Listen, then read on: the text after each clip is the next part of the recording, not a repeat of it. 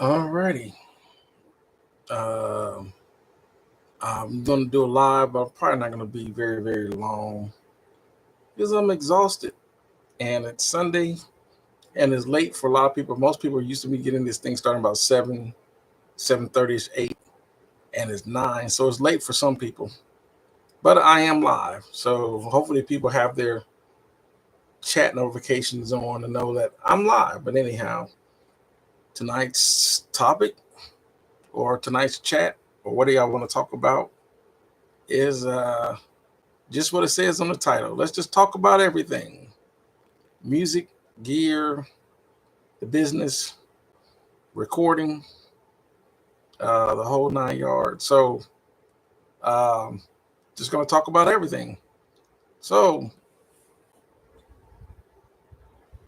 as more people start to chime in, um,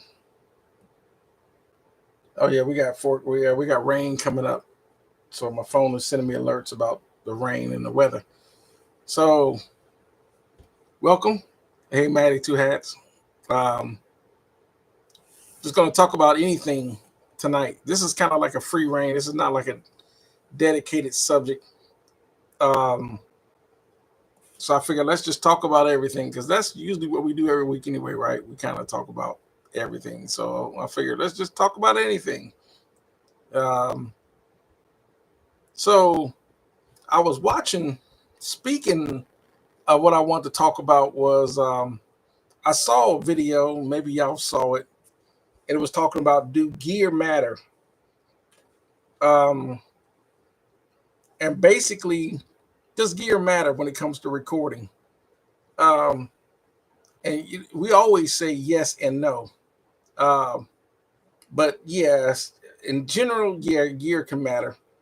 Generally, gear can matter, and you know, but it also matters based on what you do. So if you are a type of person that like to record using virtual instruments and you're going to record in your DAW, um, um, yeah, I don't know. If it may be because it says there are a few glitches and pauses, but it may be my. It's possible because I'm not having any glitches or issues on my end. So if more people see that it's glitching, whatever, I might stop it and restart the live stream. Um, but it could be, who knows with the internet. You just never know. That's the only thing about uh, with the internet. I would say if it's glitching, try to you know undo the live. Click off and then click back on and see if it's the internet because it's on my end is going smooth. But like I said, I can't tell on your end. But if I get more responses that something's going on with the internet, then I'll stop the live streaming. But I was going to say that I saw a video on. It was a reaction to does gear matter? Oh, you're viewing it from your phone. Okay, it's okay on my phone. Okay, who knows? Okay, but and they were talking about what really matters, and they were basically what he was saying was as he got a better preamp and a better microphone, the recordings he was like what he was saying was that he couldn't figure out why his recordings when he tried to do it at home didn't sound as big and professional as when he was going to a commercial studio with the large console and all the outboard and stuff like that. Uh, so my point is that I'm going to have to kind of caveat or basically add on to what he was saying about. I totally agree um, with his analogy on that. Oh, the Mix Club, welcome to Mix Club. Oh, I'm taking that you saw that video. That was um, reason being is that okay? So yeah, you did see that video. Okay, I'm just responding to that. About does gear matter? And to a certain point, I think this is my thing because you got a lot of people that will get audio interfaces with preamps in them, and it doesn't matter if it's a Personas, the Focusrite, like a 2i2, or whatever the case. It could be a Focusrite 8-channel, or it could be a Personas. It could be the Behringer Euphoria. It could be M-Audio, Audient, or whatever. Even the Universal Audio with the built-in preamps. But I can say from my experience of Maddie said you saw the video too. Okay, good. I can say this.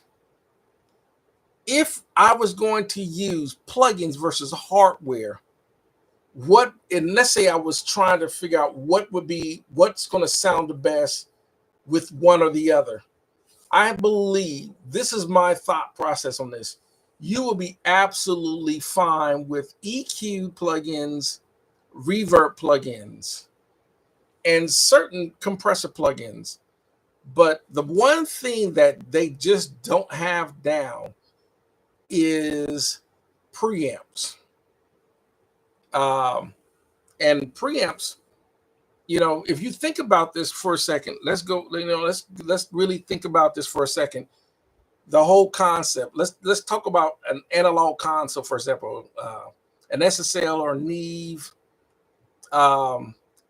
API, whatever the case.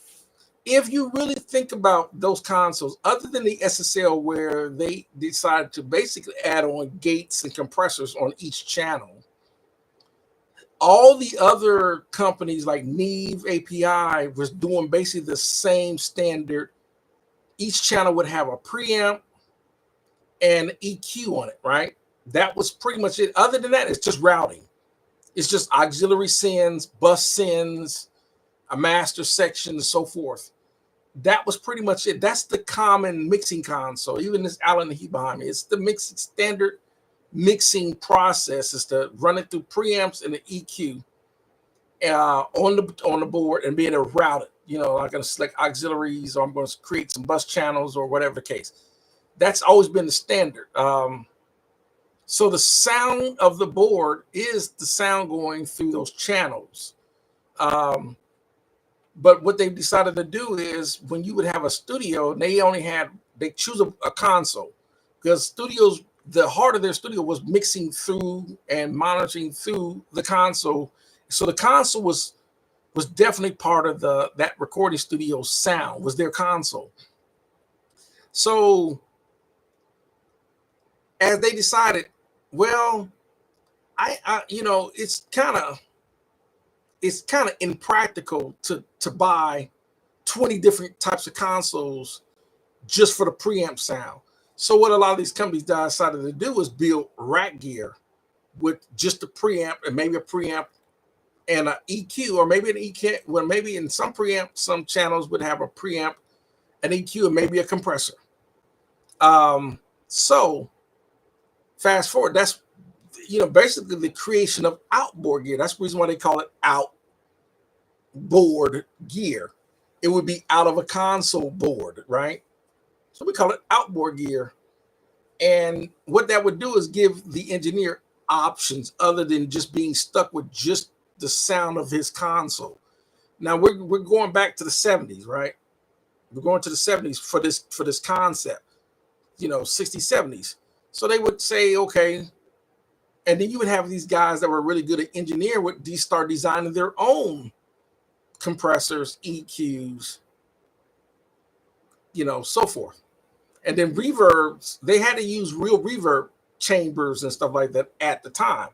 So they would stick a speaker and a microphone, and they would put the speaker and run a sound through the speaker, have the sound bouncing in that room, and then the microphone would record the sound, creating a reverb, until they started creating reverb outboard gear. So to make a long story short, that's really the preamp signal. And this is definitely for analog recording. When I mean analog recording, I'm talking about recording bands and orchestras. I'm talking about recording the instruments that the musicians are playing, as well as the vocals, because music was basically recorded by bands back in the day, right? Before we start getting to super electronic recording, right? Where we can start using synthesizers and virtual instruments and drum machines and MPCs and all this stuff. Is that kind of recording is fairly new. It's only been around for about 20 years, but maybe 20, maybe 30 years max.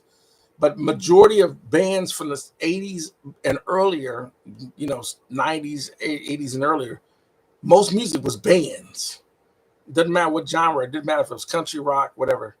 So the preamp sound of microphones, choosing microphones and recording the instruments that the band was using in certain rooms is what gave the recordings its sound.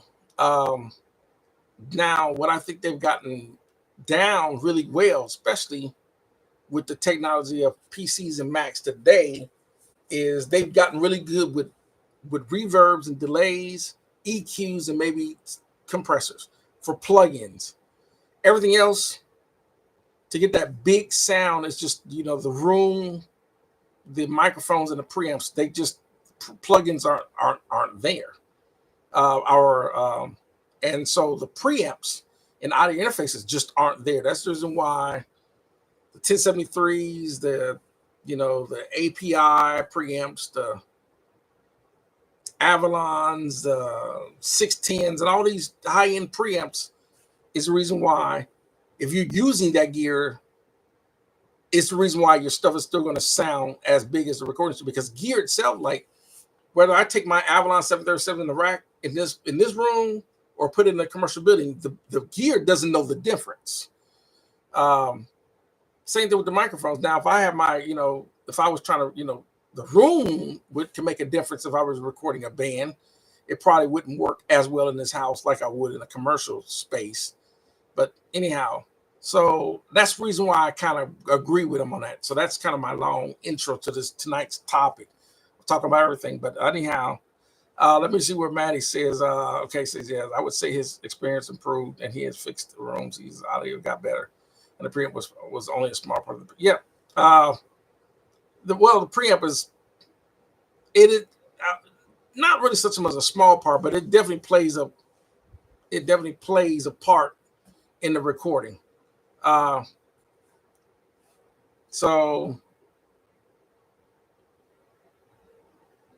Okay. Have a good talk. Be said. Okay, yeah, because it is late. Yeah, it is late. Welcome, CC Funk. It is late. I did get this started late because I just got back from Nashville. So I want to try to talk a little bit about some of these subjects tonight. It probably won't be a very long live stream tonight, but I did want to try to get a live stream in tonight. But that's, gear. But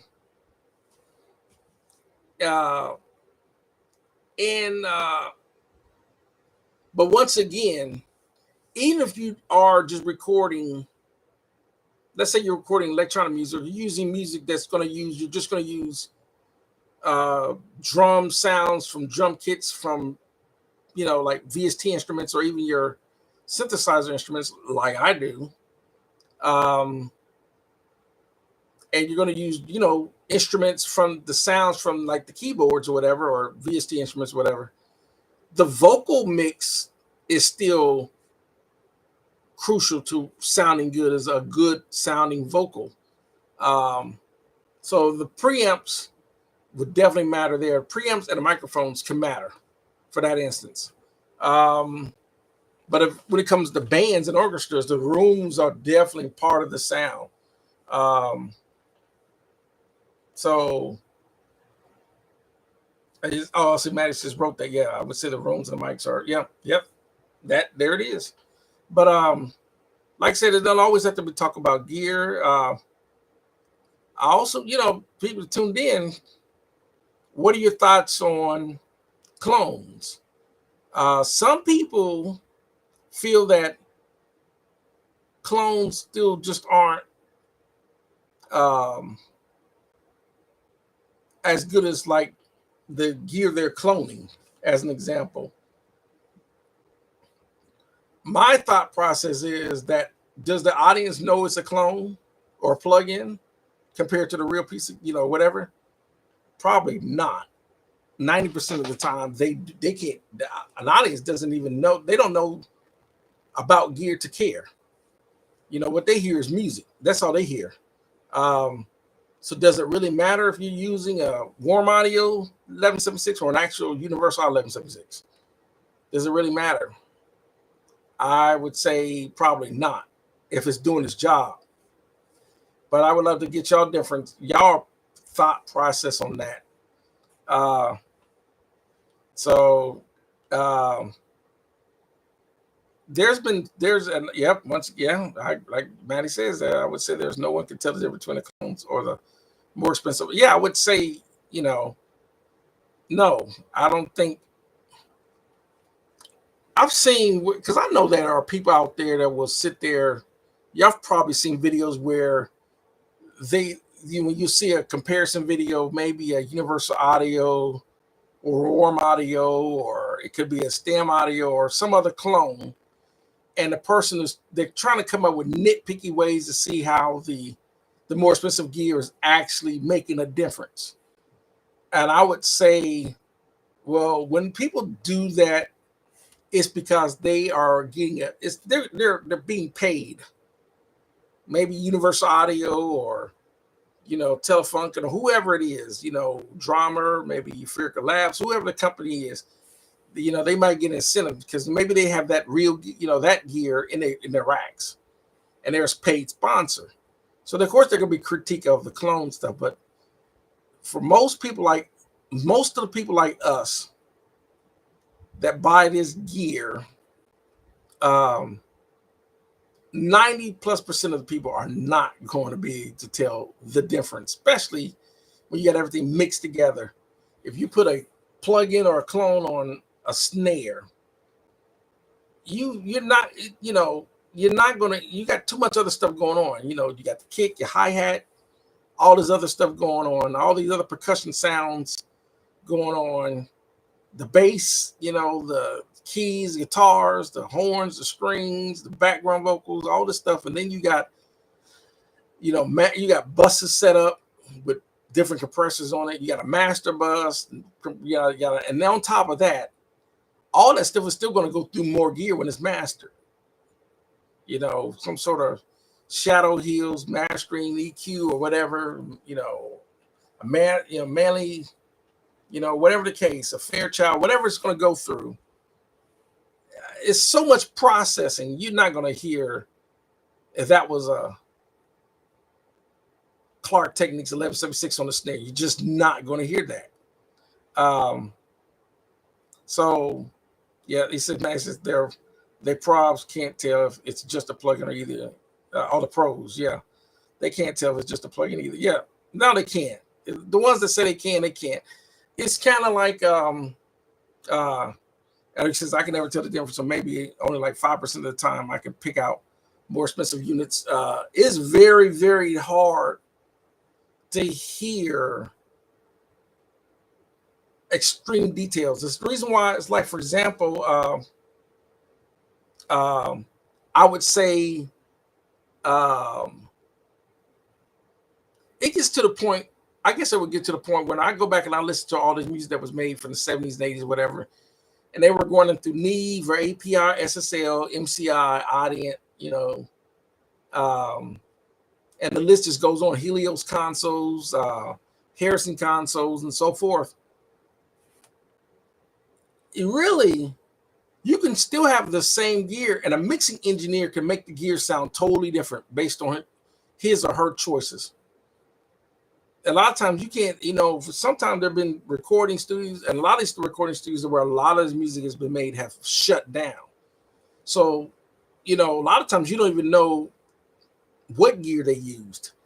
But in the end, if it's mixed and recorded well and mastered and all that, it's so hard to say, oh, you're not gonna be able to hear that was an API console or Neve console. You just not. And we're talking, those are already the high-end pieces of gear.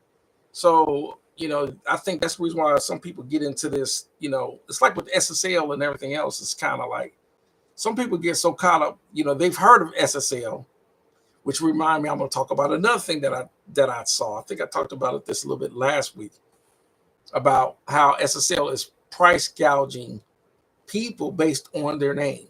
It's almost like extortion. If it's SSL, it's going to have to be, we're going to sell for 5 times because of our name, and people will buy it. It's kind of like, that makes no sense. But anyhow, Maddie says, I think 25 years ago, it was more, because the technology wasn't there. I'll see some. I'm just trying to absorb your knowledge. Appreciate it. I guess the reason why I'm saying is this, because a lot of times when we get into recording and music and everything else, we want all our stuff. Everyone wants their music to sound industry standard, right? Everyone does when you're, creating this music. But not everyone knows the process. A lot of people, they don't know the process. Some people have a general idea of the process, and when the general idea, of course, there are people out there still making videos on how to create a home studio. I'm like, I can't believe people are still making how to create a home recording studio in 2025 when 90+% of people know how to create a home recording studio. They may not know every single intricate details of everything, but they have a general idea and say, okay, well, yeah, we need a PC or a Mac. That's common sense. I need a PC or a Mac. They pretty much heard of some sort of DAW, Pro Tools, Logic Pro, maybe Studio One. They've heard of that, And then there's a lot of other ones, Mixcraft, there's Fruit FL Studio, there's a lot of them, Reason. So they've heard of that. So a lot of people know, and of course, everyone's seen what recording studio monitors look like, whether it's KRKs or Yamaha HS10s or whatever, whatever studio monitors, people seen that. They may even run the Guitar Center or whatever, or see it online at Sweetwater or whatever. And so most people will buy the general stuff. They'll go, okay, I'm gonna get Studio One. I know I need at least a microphone, a couple of microphones. They might even, a Rode NT1 or something, or they'll get that, they'll, or an Apollo Twin or, a Presonus Quantum or something like that for interface. And they'll get them some software, and then maybe they even, the plugins, Isotope or. So most people have a general idea, and most people will set something up in their bedroom, maybe their attic, their garage, or basement, whatever and people would generally do that. So I never insult people's intelligence on that, on how to record, start a studio. Now, what people may not understand is what makes a good recording. And I always said, these are things that you should do, even if you're going to work within your DAW. There's a way to set your mixer up in your DAW to make it work like an actual console, because that's how they're programmed. All these software, all these DAW company software people that create the software engineer every mixer to pretty much generally function like an actual real mixer. But a lot of people, those are the things they might not be aware of. Like I've always said this over and over. When you have your channels, let's say whatever you're recording on each track is going to be a channel, right? Let's say you record 10 tracks of drums, maybe, and then you might have 10 tracks of different instruments or whatever the case, right? Well, what's going to really make that start to sound like an actual console is you got to create bus channels, and you definitely have to create your auxiliaries. What's going to go on your auxiliary channels? Well, auxiliary is basically an auxiliary channel to the channels. The object is to be able to send certain channels to that auxiliary channel to parallel the actual channels. And what engineers do on those auxiliary channels, that's where they're going to add their reverbs, their delays, their other effect, and process or stuff like that. The only thing that they're using that they're putting on each channel, which we call an inserting on that channel, would be something to help control either EQ or volume, which is dynamics, right? Volumes are your dynamics. And most of the time it's going to be some sort of compressor. I'm going to, I need to be able to control these peaks, because sometimes these drum peaks, some of the peaks are just way too loud, right? So I'm going to put a compressor on a channel, like maybe or whatever. And sometimes they want to take some of these channels and not just stick a compressor on every individual channel. So they might want to have one channel and have all the drums be affected by one compressor. This is where we create a bus channel. We call it bus groups, bus channels, or buses, right? This is what engineers are doing. If you do this in your DAW, you're generally going to get the same effect. The only thing that may be missing is your interface is definitely not going to have input and output transformers and the op amps and that type of circuitry. So that's really the key to it. That's the only thing. This is the reason why a lot of people tend to say that DAWs sound thinner than analog, is because like your PC, your Mac don't have input and output transformers, and input and output transformers is part of the sound. That's what's creating even an order harmonics, is that saturation of transformer sound. But other than that, it will sound generally the close to if you do that. And there are a lot of people that did not know to do that when they're doing their stuff. Let me read a few more comments. Let me see. Matches, I just did an album. Some had 100,000 hardware on it, and some had none. And I don't think any non-engineer could tell. Which, yeah, it's like I said, and it really depends, especially if you did some stuff. A lot of the front end, the key thing is that preamp, especially on vocals.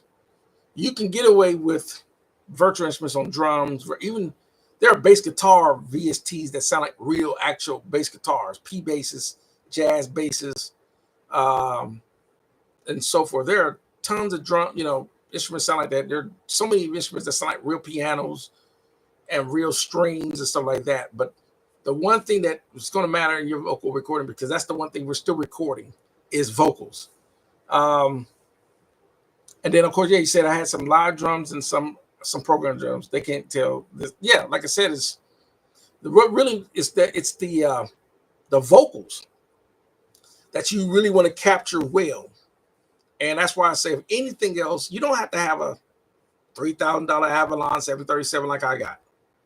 You can do well. You'd be amazed how well, like, for example, I got a warm audio Tone Beast. That thing is you can get those usually $400 to $500. That would do more than well to capture vocals. Would do exceptionally well to capture vocals. But that's the one thing you definitely want to capture. Now, if you're going to record a band and you really, really want the band to sound like it sound as big as it does, then preamps and microphones and capturing that band like they do in the commercial studios really is, you want to try to emulate that as much as you possibly can. There's going to be some things that just are impossible. Like there's things I can't even do in my house to capture that, because it just isn't the space for it. But you want to try to emulate that as much as possible to capture that. So we got Spawn, welcome Spawn, and Warheart Arts, welcome. DL, welcome as well. I'm seeing more comments pop in. I'm good. Oh yeah, sponsored FEPs. Yep. And oh, you said I got a Triton. That's a nice console. 28 channel. That's a nice console. That Triton 65. That's a really nice console. I guarantee you're gonna be very happy with that console. Oh yeah, Warren said, "Yep, yeah. There's more to pro audio than your DAW can teach." Yeah, and here's the thing. Here's the thing about DAWs. I'll say this really quick about DAWs. Welcome Zone Recording Studio. Wow, everyone's tuning in. Okay, welcome everybody. We're just talking about everything. Right now, we're talking about gear. One thing I can't say about a DAW, because DAWs, no matter what DAW you is, you gotta look at these companies. These companies are selling these DAWs to people as a business thing. They're not. It's almost like you can buy a professional camera or an entry level camera or semi-pro level camera. The person that sells you the camera don't care if you know anything about vignetting or color aberration, or they don't care if you know about lenses, or using the histogram, or how to get a proper and how to use proper, f-stops and how to use the ISO and they don't care. They just you want a Canon 1DX Mark III. Okay, here it is. Here's the price. And off you go. Now, if you don't know anything about photography, you probably shouldn't have bought that type of camera if you don't know anything about photography. But a lot of people think, well, I'm just going to buy a camera, and if I at least buy this Canon 1DX Mark III, I'm going to be able to do amazing stuff, not realizing it's more to it. There is, the lighting. There's the, there is how you capturing the image. There is whether you're going to use flashes or you're going to use strobes, backdrops. You're going to use lighting diffusers. There's a ton of things. If you ever go into a professional photography shoot, and you see everything he's got, set up. Yeah, everything that serves a purpose to capture an amazing photo, not just buying the body, including down to the lens choices. Are you going to use regular standard lenses, or are you going to use L lenses, better glass, all this stuff, right? So it's the same thing in recording. It's the same thing in anything. It's like if you're a mechanic, you're not going to use cheap tools to work on engines. You're going to use high quality tools, Snap-on, and so forth. You're going to use Cornwell or whatever, high end stuff, because you want quality. You don't want your stuff breaking, right? Let's see. So the DAW is the same way. They don't care if you know about the DAW. They just sell it to you. And a lot of times the DAW does so many features that a lot of people aren't aware of. Because they stuff so many features in this. A lot of times you'll be amazed how much you can really do, and how effective you can really be if you learn the DAW.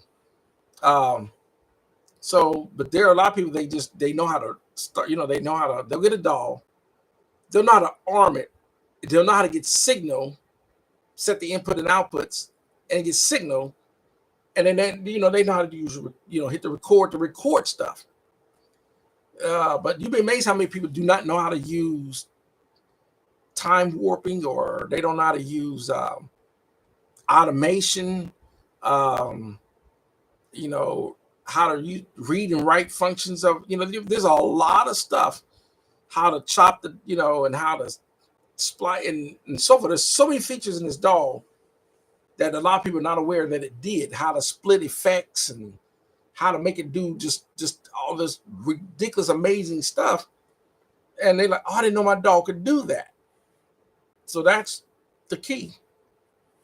So yeah, I got so many comments pulling in. Let me see. I got sometimes I get the yap in my gums. I miss some of these comments. Oh yeah, he says, man says ample sounds. Yeah, I like their ample bass and their ample guitar is a really good VST instrument that I use. Dia says, what are the myths? Not much. We're just talking about general stuff. When I first started the video, I was talking about reacting to this gear matter. that's all. Now we're just talking about gear and recording. So you didn't miss. You actually didn't miss a whole lot. Our sponsor said, well, the DAW is like a simulator. You remember, because a DAW is really that's your recorder. That's the replacement for tape machines.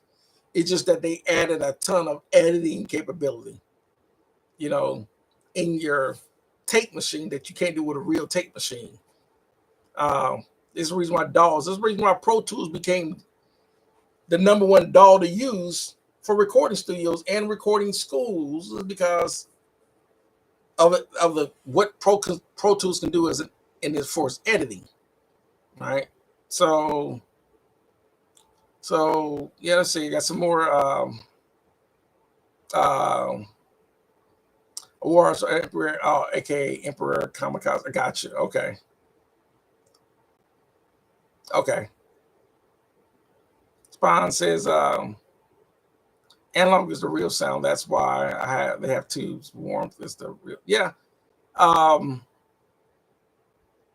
And you think about it, even if you take a keyboard, I can use my I'll say my my Kurzweil PC3 right here, right? A lot of those sounds that keyboard, electron EP sounds, string sounds, those are samples. Keyboards back in the day, they didn't have the processing power to play back 16 or 32-bit or 64-bit samples. They had to really manipulate oscillators, low LFOs, low frequency oscillators, HFOs, high frequency oscillators, different parameters to create sounds, sine wave and sawtooth sounds to really create, like sawtooth sounds would really be manipulated to create brass sounds. Sine wave sounds would be manipulated to create like smoother sounding sounds, like like maybe a sine sound, or maybe a combination of saw and sine sounds together to make like string sound. They would have to manipulate parameters, but now they sample real sounds. So if I play an EP sound like a FM, it was a frequency modulation, FM synthesis. This was digital technology, started back in 89, 90. That's how you get that bellish piano type of EP sound that come from Yamahas and so forth. But technology has made these sounds, and then the fatter they can make these sounds, the better they are coming from these keyboards. Well, that's the same thing when it comes to good fat quality sound in recording today. Let's see. We got more. Let me see. I got so many people. Let's see. Okay. And then Marcia says, the science of analog and audio and the science of acoustics, transformers, saturation order, laws of implication, etc. Crash course in the April. Won't teach people these. Yeah, exactly. It's just a lot of it's just gonna be dealing with it and experience. And like I've had the luxury of being around this type of stuff since the 90s. You're talking 94, 93. So just being around a actual analog console and outboard gear and being in these recording studios and recording to tape, that's just that's the reason why I'm bent on having an actual console with outboard gear. Ward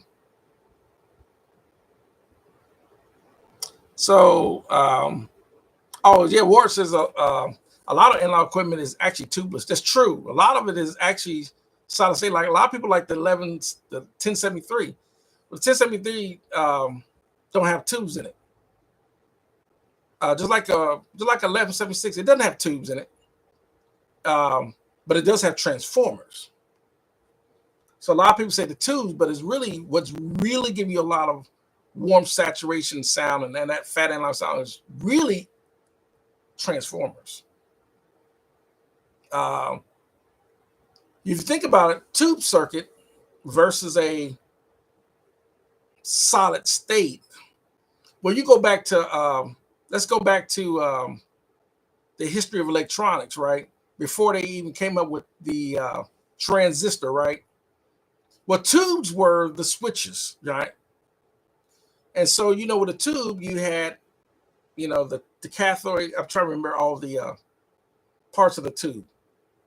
Um, and that's really how signal move as well as sound for was tubes. But it took a lot of energy to drive tubes, right? Took a lot of energy, a lot of high end voltage. This is right. This is the reason why tube gear is always hotter than solid state gear. Um, well, they figured they could get a transistor, which is basically a switch. And, you know, you have it's almost like a trend with a PNP or NPN. You know, it was positive, negative, positive, or negative, positive, negative, um, which is basically. And I'm so rusty on my electronic symbology. They can get it to do the same thing with a transistor that a tube was doing on way less voltage. This started coming around in the 30s and 40s. So transistor, that's why you heard transistor radio and all that, because you didn't have a radio with tubes in anymore. Big old wooden box with these big old heated tubes in anymore. It had these, you know, little bitty, you know, small transistors doing the same thing. And thus born the solid state stuff. And it took a lot less voltage. But the saturation sound that was making this stuff sound, you know, is because of where you get those, you know, harmonics and stuff like that, is transformers. It's almost like if you ever listen to an electronic piece of gear and it's got a big old transformer and you can hear it buzzing like that, you know, that's, you know, what it is. And then of course we get into operational amplifiers and things like that. But anyhow, I'm missing so many. Everyone's writing faster than I can look at some of this. Welcome, Seven Son. Let me see. Let me see. I'm missing so much stuff. Seven Son says, I've noticed in Cubase 14, when I send my tracks into a group bus before the master bus, the mix sounds more cohesive.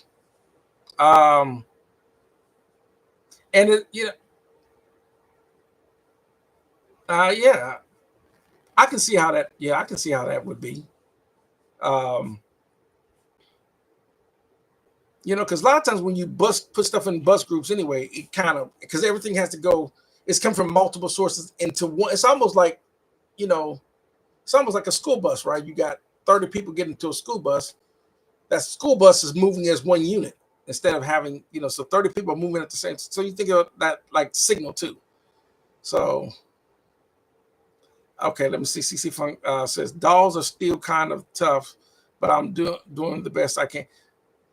The only thing, how can I say with dolls?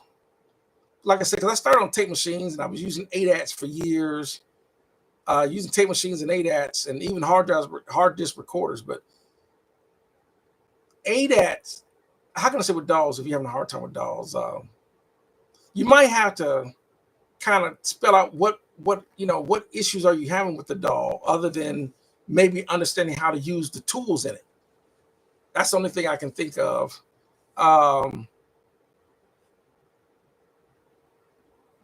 Oh, so yes, okay, gotcha. Alabama says I don't get whatever gets the job. Gotcha. Method and gear is up to the gotcha. Sponsors after you record an analog, go into the box, but you have the analog recording and work. Yeah, gotcha. Yeah, a lot of times people call that the front end. So, oh, he said they dropped the Cronus 4. I thought they just got finished doing the Cronus 3. They already got a Cronus 4? Because I know they was introduced, the Cronus 3 was supposed to be fully available in June of this year. Are you sure it's not the Cronus 3? Because they brought that back. Because, you know, they went Cronus, then they went to Cronus. I got the Cronus X, you know, and then there was the Cronus 2. And then they dropped it for the knotless. which was most people like because of all the controls on the Chronos. That was the biggest feature for the Chronos, was all the controls, and they made you menu deep dive through the touchscreen, which no people didn't like that, and it became so unpopular that they was forced to bring the Chronos back. So I think it's the Chronos 3 that you might be talking about. Where it says all the VST and sounds can be run through a console too, but that's what I do.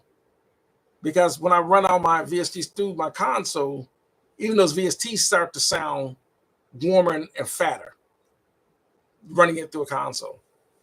It's just something about the console. Zone Recorder says, I agree. I track on my API, then mixed in the box. Great for recall. Sometimes I mix on console. And it's the key things with Zone Recording Studio is that API. I don't know if you have an API Legacy or API 1608, depending on which.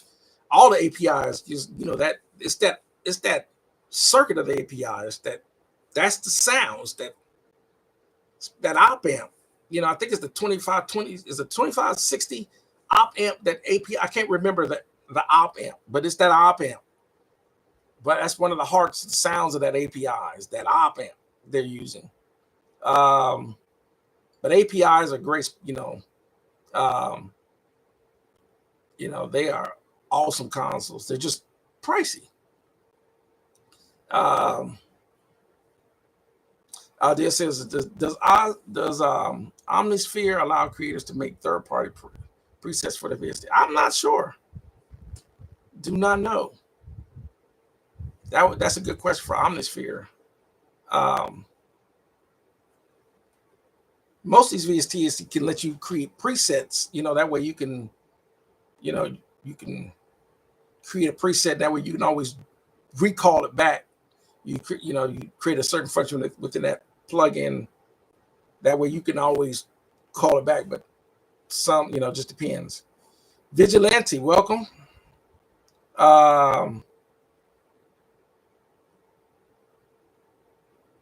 It said, thoughts. There's a gate or cap on how much success outside of labels.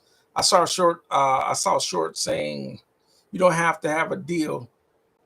They will suppress you. If you don't have a deal, they will suppress you. Let me here's the thing with that on the music, on with the labels and all that, because you can remember labels, the biggest amount of money for record labels was record sales. This is the reason why they came up with the point system to say, okay, I'm assigning you. This is also such the shady part of the business, right? Because what brand new artists did not know that is, whenever you create music or compositions or whatever, you own it. Record labels know this, but the artists probably didn't know. A lot of people thought, well, the only way I own it is I have to do a copyright form and put it into Library of Congress. When really the purpose of the copyright form for Library of Congress is for litigation, to say, okay, you are definitely the sole owner of this music. But if you write something on a napkin, some lyrics on a napkin, toilet paper, paper towels, notebook, whatever, you own that. That is yours. So record labels had to come up with these manipulative contracts. And so it's kind of like, think of it like this. You own a car. You have the title to the car. But I'm a record label. I want to use your car. But I tell you what, you sign this contract, you give me the car to me, but you can only drive the car on Sundays. I can drive the car the rest of the week. You can only have your car only on Sundays, right? That's the point system. You making music, you selling it, but since you signed a contract saying you're giving up copyright ownership, we're going to give you a small percentage of your own ownership. Meaning I'm going to give you 3 points of it. So if I sell it, if I'm able to sell the songs that you make, I'll give you 3% of it, right? So The sad part about that is, let's say, so a $10 CD, right? And each point is like 8 cents, right? Or whatever, 8.1 or whatever the standard is. So you got a 3-point deal, which means you'll make 24.3 cents off a $10 CD, right? That means the other $9.76, it goes to them. That's just one CD. You sell 100,000, or let's say you go gold, sell 500,000. Look at the amount of money that's made. $4,950,000. You might get $50,000 of it. But at the same time, you have to pay your bills. You need to pay your producers, your music lawyer, your manager, and everything else. That's the shady part about it. So, and their reasoning is, well, we're putting all the risk. No, the song is a risk in itself anyway, because whenever someone creates a song, no one knows if someone is going to like it anyway. But that's how record labels were manipulating the artists. But now that they don't need that anymore, so because the internet is the game changer because of the exposure. People can be exposed to YouTube, TikTok, Instagram, Snapchat, Facebook. There's so many other marketing tools, including creating your own websites, like using Square, was it Squarespace or whatever it is, or Wix or whatever. There's so many ways you can market your stuff. And then there's so many independent distribution, because they try to cap it with distribution. In other words, we're not going to let you in the game, because we're controlling all the distributors. Now you got independent, CD Baby, DistroKid, 1RPM. There's multiple ways. So getting back to the other part, well, they're trying to limit you. Well, if you got 1 million followers on subscriber, and you don't now sign to a record label, you can't limit someone who's got you can't limit someone who's got 1 million subscribers. Kind of like with, I think, Rick Beato's got 4 million subscribers. He's got so many viewers.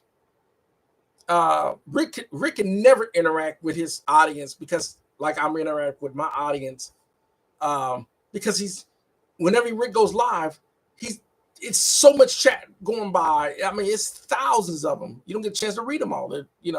So I wouldn't want to be that huge to not be able to at least respond to y'all chats. But yeah.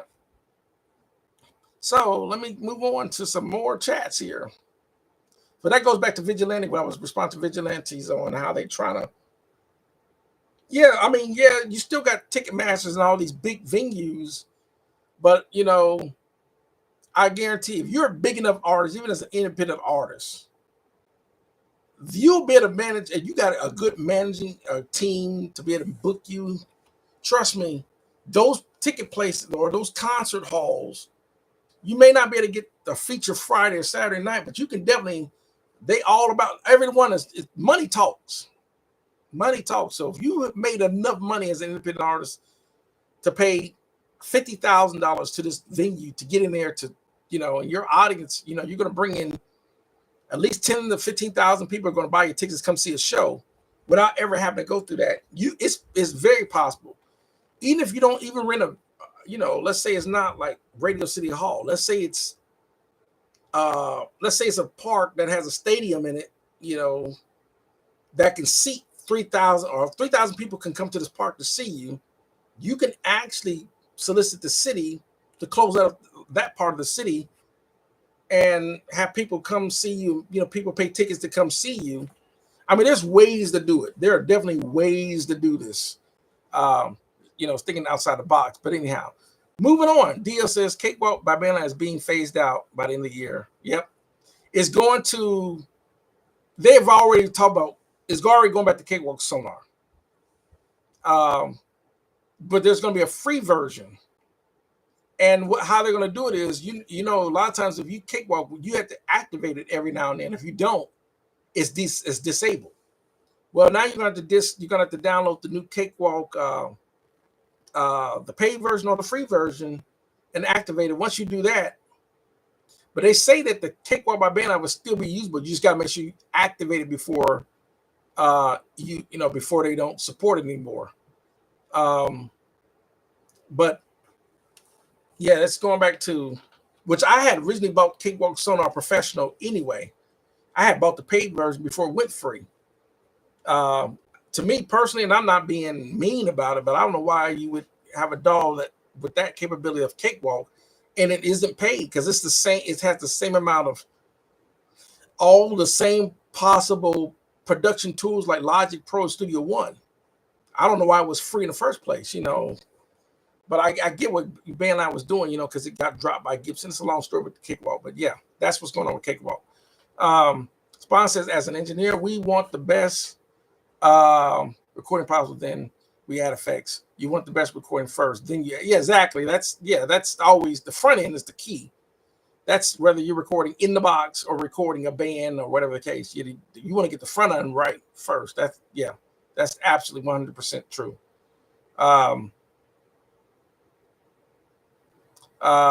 See, tubes says are actually brighter than wow, so many comments came in. Let me see here.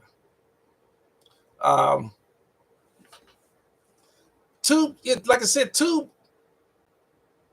create a sound, but not. I have to do it. Tubes are not what people think they are. But they do create a warmth. But it's not. Like I said, the biggest key. It's almost like when you hear the argument of, how can I describe it? It's almost like the argument of analog versus digital.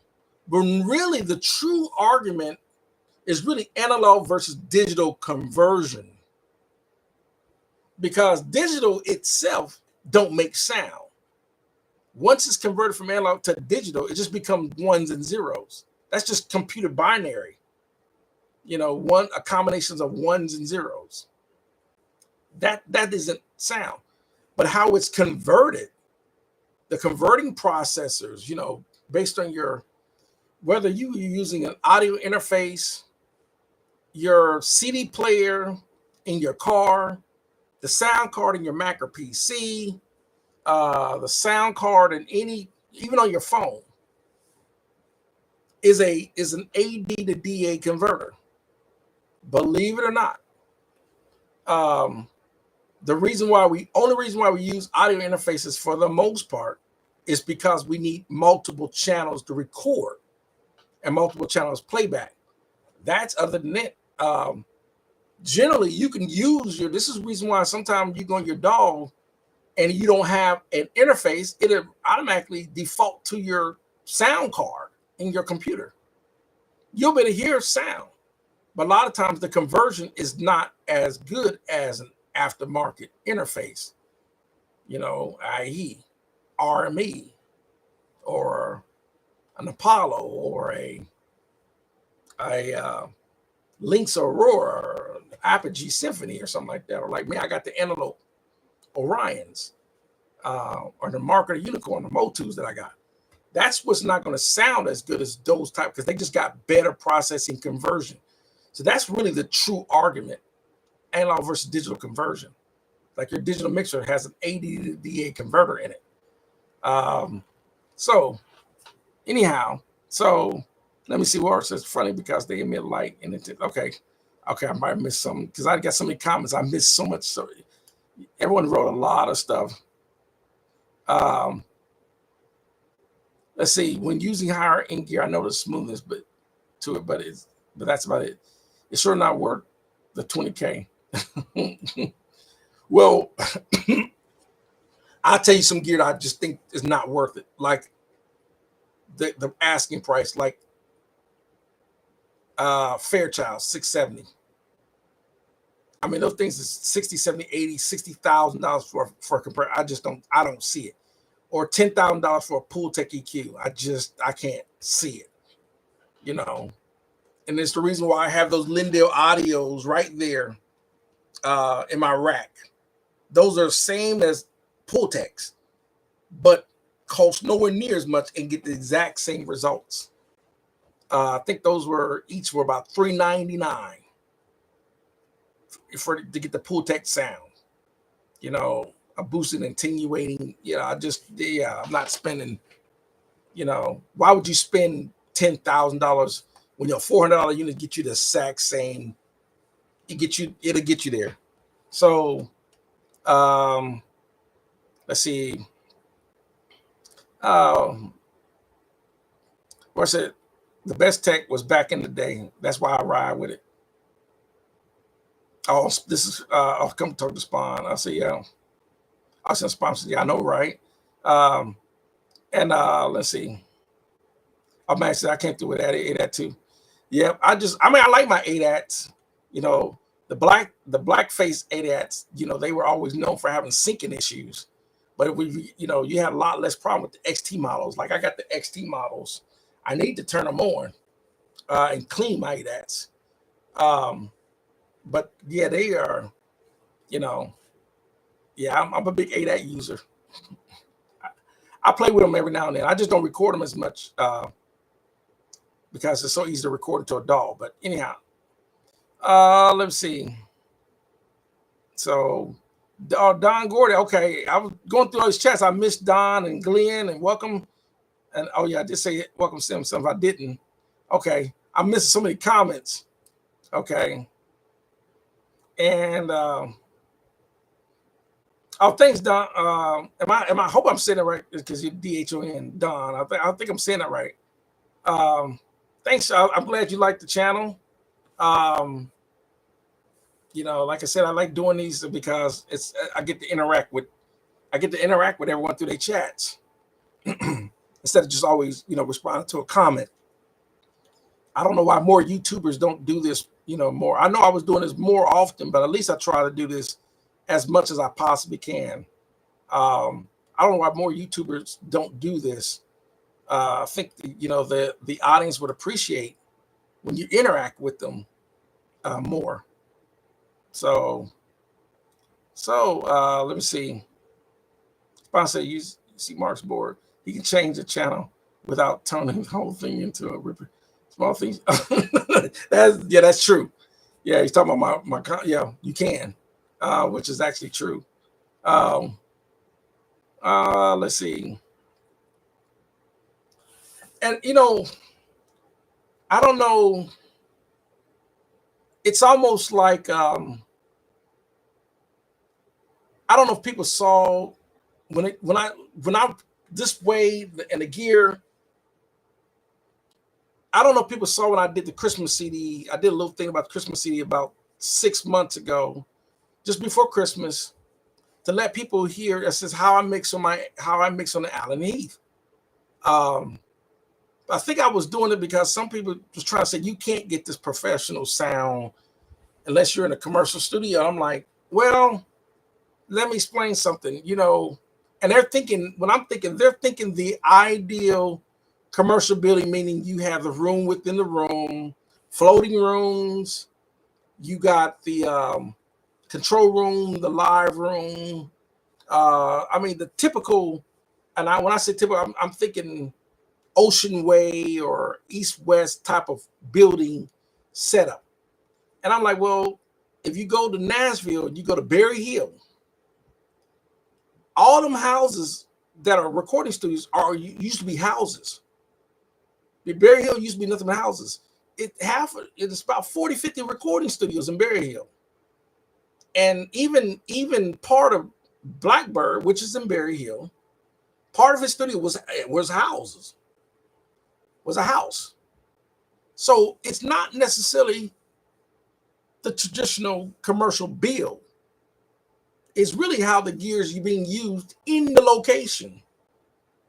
So lots of people have done high-end recording in a house, to include the late George Duke. Turned his garage basement into a professional recording studio. This is, of course, he passed away years ago, but if you listen to half his, for the 20 years, all his recordings were coming out of his house. The same thing with Prince. Prince was recording in Sunset Sound till he built Paisley Park. Now Paisley Park, some people say, well, it's his house, but it was still a commercial building type build. Yeah, I get it. So let me see. There's so many comments. Okay. I would prefer an API. Let's see. From everything I heard, I think I would prefer API over Neve SSL. And that's a preference. That's a preference because all the recordings I've heard, most of those, they were using Neve consoles. I'm a little more Neve biased. If I had, between API, Neve, or SSL, I'm a little bit more Neve biased, especially I like the VRs, but I think the API, Neve, or SSL, I think you would never go wrong with any of them, and those are the big three that we always think of. But there is MCI, there is AMEC, there's Cadec, there is Neotech, there are lots, Tascam, there are lots of analog consoles that sound really, really good, MCI, and so forth. So let's see. Let me see. Let me see. Let me go on some more. Oh, Zone Service. I have the 2448. Started with the box console. Got you. Then the 1608. Okay, the 24. Okay. Then I said, okay, got you. Which is a really nice API console. That 2448 is a really, really nice console.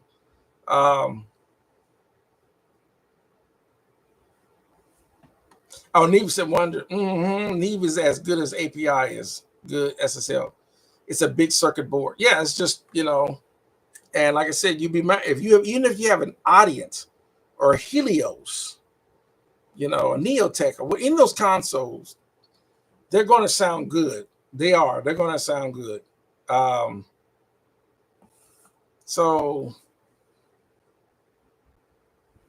Warehouse, all dreams for me. Not in my cars. Yeah, gotcha. Then somebody says, yes, I mean, you talk about, can you, what we were saying about earlier about, can you make it as a presets?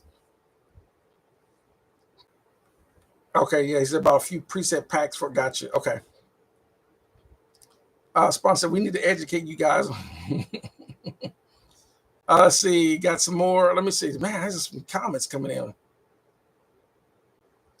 Sponsor, Mark has each single channel on his board, right? Let's see. Yeah, when you put a couple, yeah, each one of these has its own circuit. It's its own board. It's its own circuit card. Each channel is. Yeah. You just got to take the cover off the bottom, but yeah, it is. I wish it was fully modular, semi-modular, modular. I wish it was fully modular, like that's it where you can pull one card. Yeah, but you can't do that. Matches, that's right. $1 million deal works out to be about $20K for each board. Yeah, we're going back to the music business. Yeah, the music business, it's such a, and a quick story. It's kind of I learned about the music industry really hard when I was with Technique Records, and the whole ADT stuff. This is when we were in Texas, and this is when I really started learning the music industry and record contracts and all that. I would go over I was living in Waco, Texas, and I would go to the library and just read about recording contracts and deals, and because we didn't have a lawyer. That was one of our biggest mistakes, is not having a music lawyer. Yeah,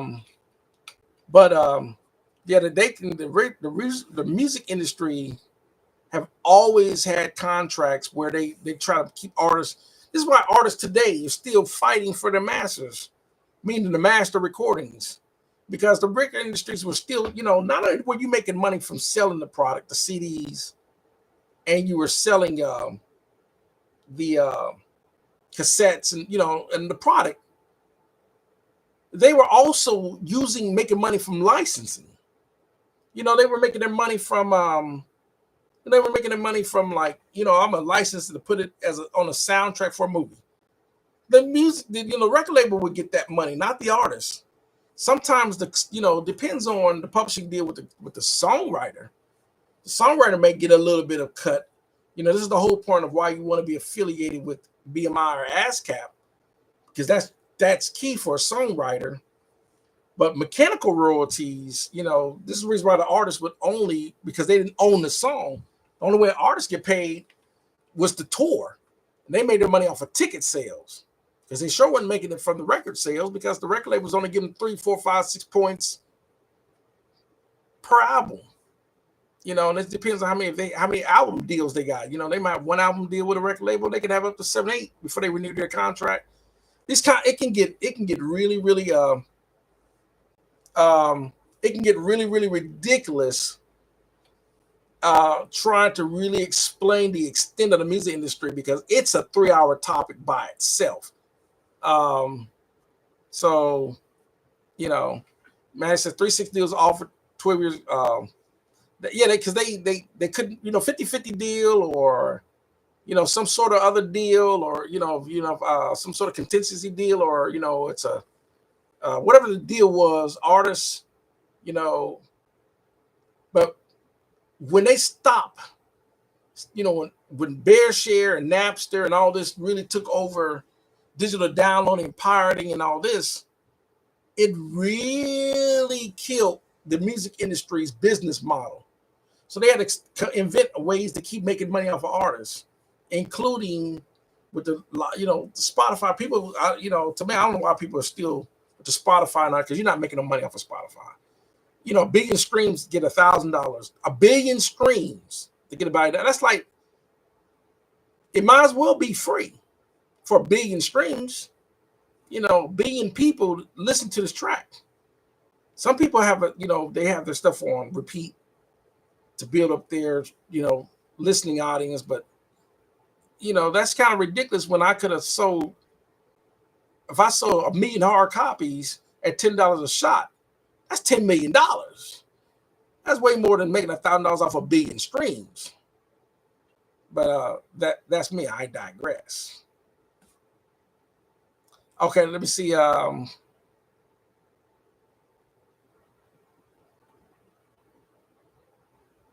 Oh yeah, Spawn says, yeah, if our channel goes out, I don't have to send because I got 40. Yeah, it's 48 channel console. So yeah, the channel 1 goes out, I can switch to, you know, because I got 47 other channel. Yeah, that's true. Luckily, being this is Allen and Heath. Allen and Heath has a really, really good reputation. I got a knock on wood with this board. I rarely have any issues with this console. But here's another great thing. Let's say the board just generally goes out altogether. These boards like this are so affordable to find and get. I can replace it faster than I could an SSL or a Neve or an API. You know, you're not replacing an API very fast unless you just, you know, you got, you know, your bank account, you got deep, deep pockets. But you get one of these boards, you know, which I would love to upgrade. This is the 3800 series. I would love to upgrade to at least the ML4000 because I want a little bit more EQ control, but that's just me. Let me see. We got some more comments. Let me see. The artist gets paid last. Yeah, that's part of the record deal. Yeah. Award says I quit Beato. Pointers to try to chat. Yeah, like I said, on his live streams, if he goes live, it's 10,000. You probably got 10,000 people that wrote comments before within the first 2 minutes. It's so many comments. I don't see. You know, he would need 3 or 4 man administrators to go through and be able for him to really interact. So he just goes live streaming and then basically just talks his talking points. He don't really interact and get some feedback from some of the people's chats. I don't watch Rick Beato's live streams anymore either. I mean, I watch some of the content when he talks about it or when he does interviews or whatever, but the live stream stuff, no. You'll never, even if you say what's up, he'll never see that you said hello. You know, it's just way too many people on there. He's got 4 million subscribers. So yeah, not into the big channels like Beato. Yeah, Beato, like I said, but Beato, you know, and it's gonna be the same thing with Warren Hewitt. You know, produce like a pro. If you know Warren Hewitt produce like a pro would do more what Beato was doing, he'd be in the same boat. He would have 3 or 4 million subscribers, and he would never have to be. He wouldn't, you know. So, let me see. Maddox is saying a lot of gear. Let me see. Anyone trying the Behringer 273 or 70? I don't know. Because I have an actual Universal Audio 16, you can't see it behind my BRC controller here, but I already have a 16. I already have some 73s over here, so I just hadn't thought about, you know, the Warm Audio. I mean the Behringer, but I'm sure somebody would is going to get it. The only thing I am interested in getting is the Behringer 369. So just, you know, and Don says I use a Sony PCM 800 DAT. You know, DATs are still underrated. Most people don't use DATs because you can do all your recording directly into your PC or Mac without creating a DAT mask or whatever. But so, yep. Spawn says, lesson, you can have all the gear you want. If you don't know how to use it, it's useless. I was talking to my friend. I was on my way to Nashville today about that. We got some people in my church that don't know how to use the gear. We're talking the Personas Live mixer and all that. And anyhow, I have to tell you about this story another day. And it's such sad. CC Fun said George Duke had a monster. Yeah, LaFunk, was it LaDunk? I think it's LaDunk Studios. And, you know, he had the Euphonics recording studio in there, which is it's digitally controlled, but it's an analog console. His live room or his studio, it kind of looked cluttered like mine, but the sound recording that he was getting out of that recording studio was just, his engineer knew what he was doing. So sponsors, what do I think about the Neve 33609 J Precision Stereo Compressor? That's some people, I think, because when it comes to that compressor, I think that's a really great, I mean, it makes a really great bus compressor. It's just an amazing compressor, even though a lot of people they're like the SSL bus compressor, but to me, with an SSL bus compressor, you got to be really careful because it can really start to clamp down on the sound. I think the Neve 3609 to me personally sounds a little bit more musical on that Neve 3369. That's why I'm really interested in getting the Neve. That I want to try the Behringer because 33609 is out of my budget, but I really am interested in trying to get the Neve or the Behringer 369 because they say, even though it may be a little cheaply made, the sound quality of it, no one's having any complaints about the sound quality of it. So for $300, $400, $500, you know, that I'm willing to try that. And of course, if it doesn't work out, then I can always ditch it. But yeah, I always wanted, you know, it's kind of like with the API 2554s. There are a lot of people like those API compressors, but you got to be really careful with those type of API compressors because they can be a little bit aggressive for me. Some people like the API 2554s, but or is it 2254? Now I got to remember my nomenclatures. I may be saying that. I think it's 25. Is it 2554 or 2254? I can't remember now. Okay, anyhow, so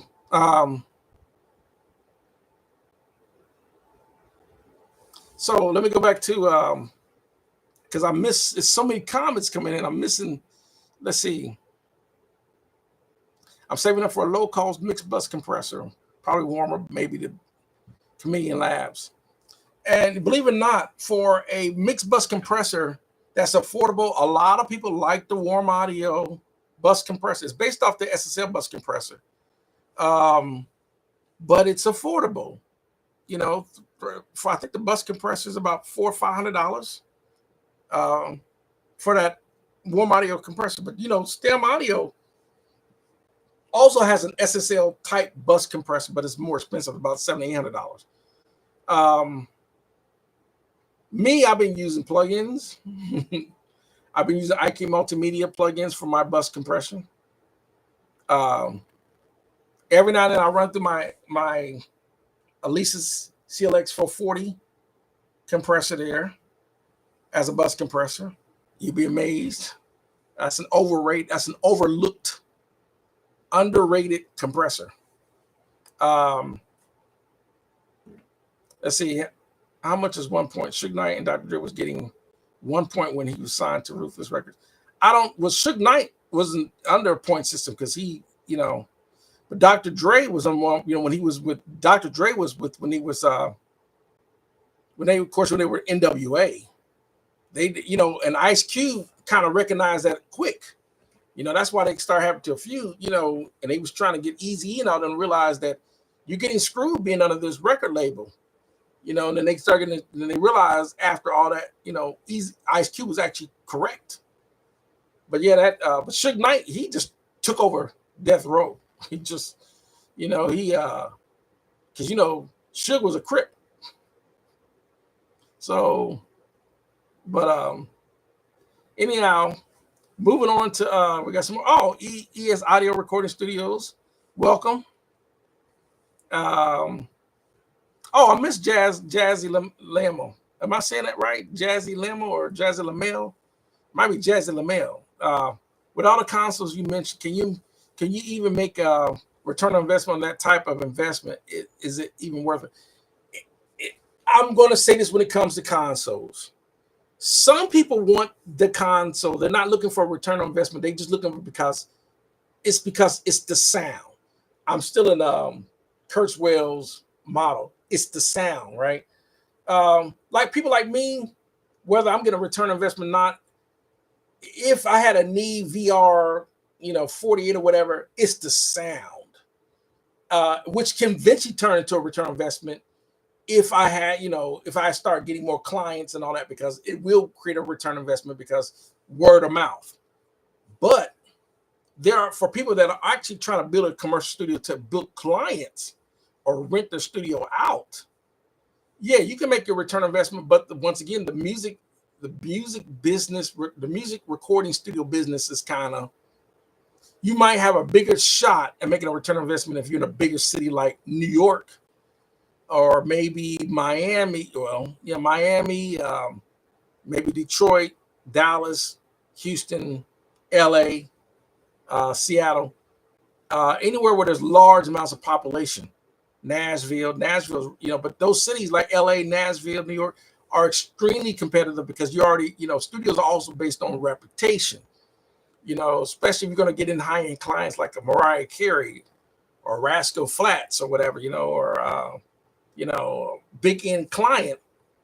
Yeah, it's going to be hard to compete with Blackbird or Treasure Isle or Sputnik, those type of studios. It's just when they got these Grammy Award-winning engineers in there, and they got studios they've known to come out with high-end recording artists. The most recording artist producers tend to go to those type of studios. So I would say, but here's a key thing. It also depends on how much you spend for it. Let's say you found a good deal on a Neve VR 32 channel console, and let's say it was 15 grand. And maybe 32 channel, maybe 2 or 3 of the channels will have bad channels where you can recap it, and you had the room for it, and you didn't mind dealing with the weight and the bulkiness because those consoles are big.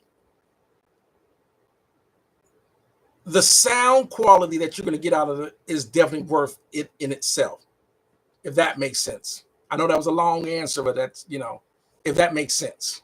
So that's how I would look at it. And, whether you're looking to make money off or not, the sound quality that you're going to get from a Neve, that's hard to be within itself. Okay, Warren, already talking about the point system. Yeah. Warren says, Matthew said, haven't used the Behringer stuff yet. Okay, gotcha. Got so many, got a ton of comments coming in.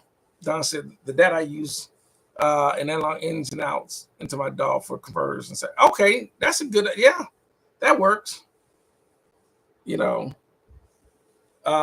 Gotcha. Okay, sponsors, okay, thank you. Okay, gotcha. I forgot what I'm, so many comments, I didn't forgot what I was asking or answering. Matthew says, curious question, is saturation overrated?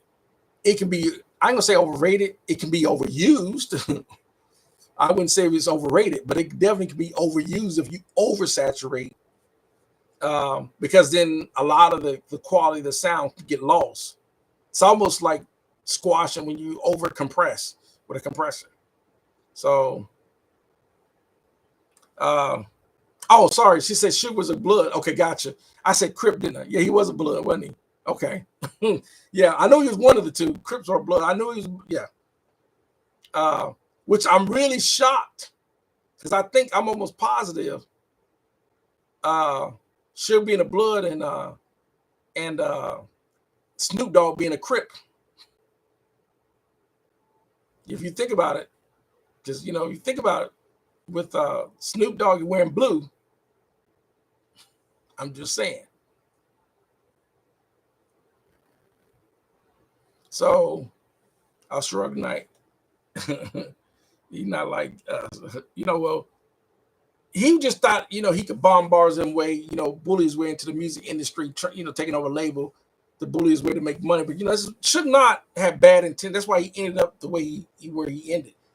And he came this close to being 6 feet under, just like Tupac in that shooting in Vegas, back in 1996. This close. Anderson, because that's the guy name that shot Tupac. His name was Anderson.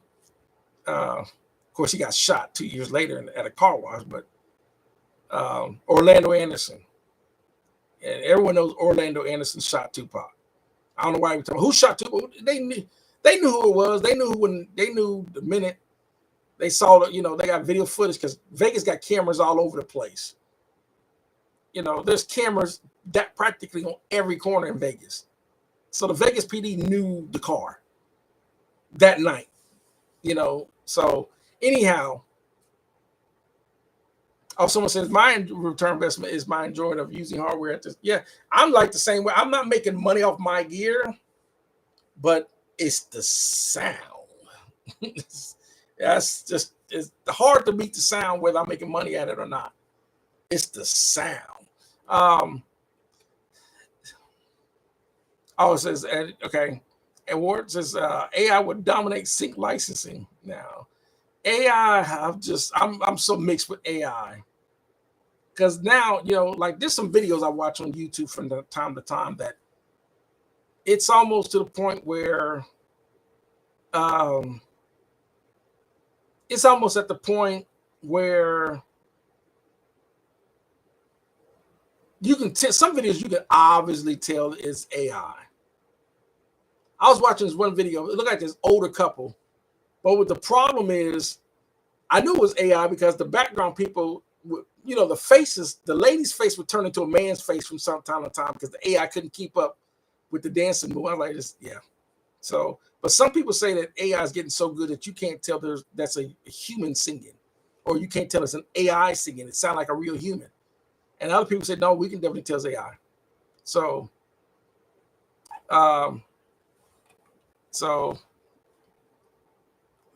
okay, so sponsor, I got you.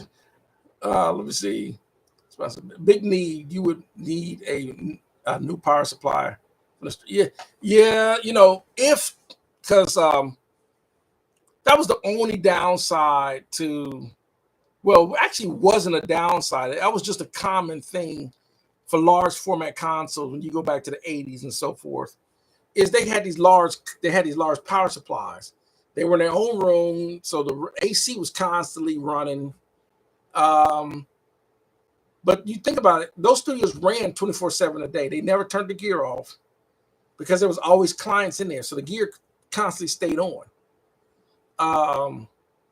Yeah, but you think about it, they're getting $100,000 clients monthly, so they're not worried about paying a $10,000 a month electricity bill because they were making millions of dollars from clients. But can you do that today?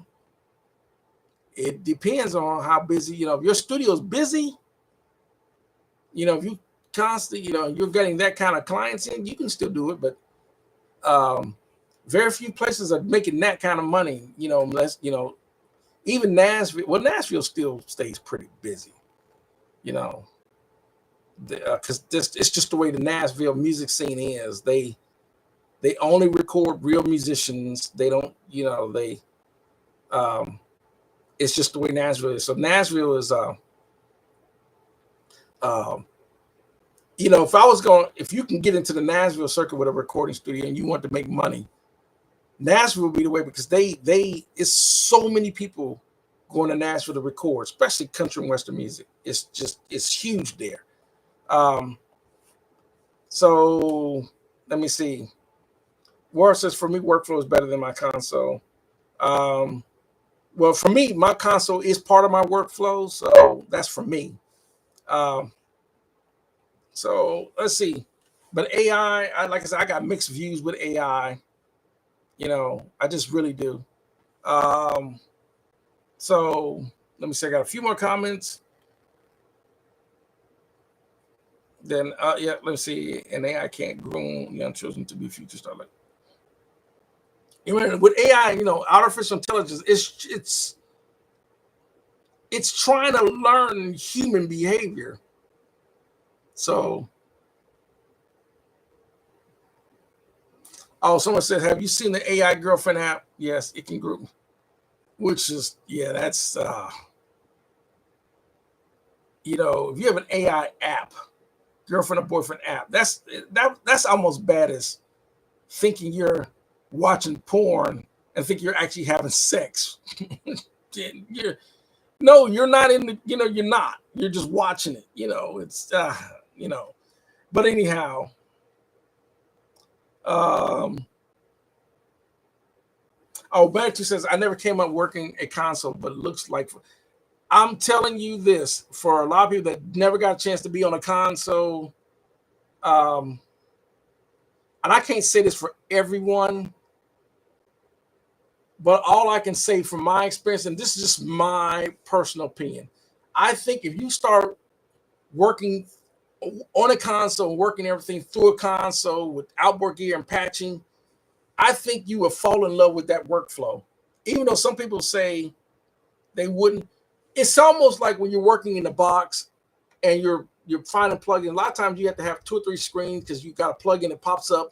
Now you got to move it out the way so you can still look at your digital mixer in your DAW.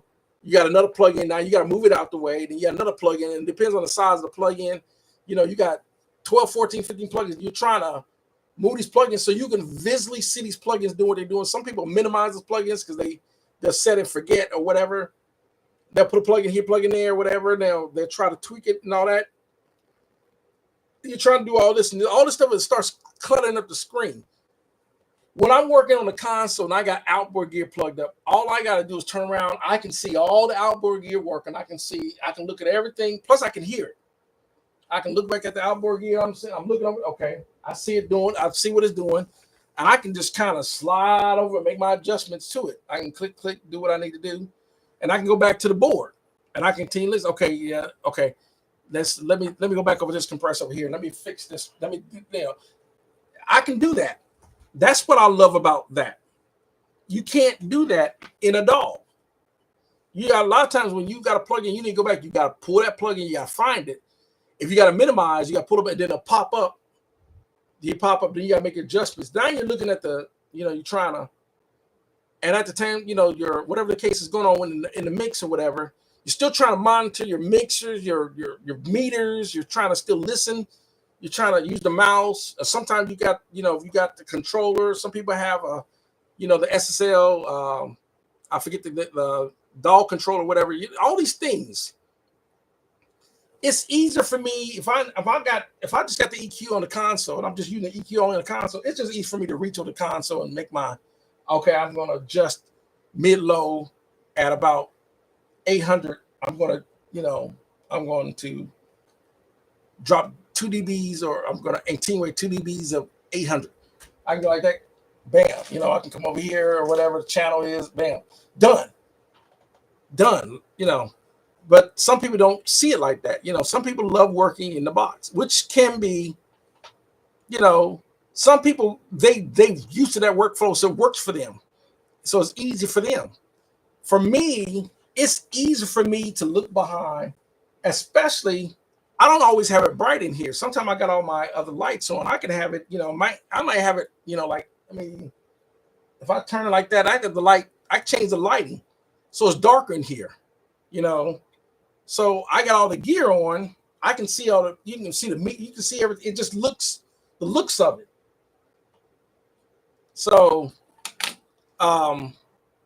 it's just easier for me to be able to touch stuff, you know. And then I'm like, okay, well, I want to plug in.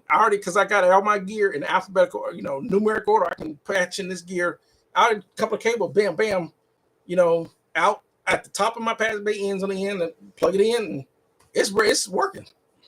So,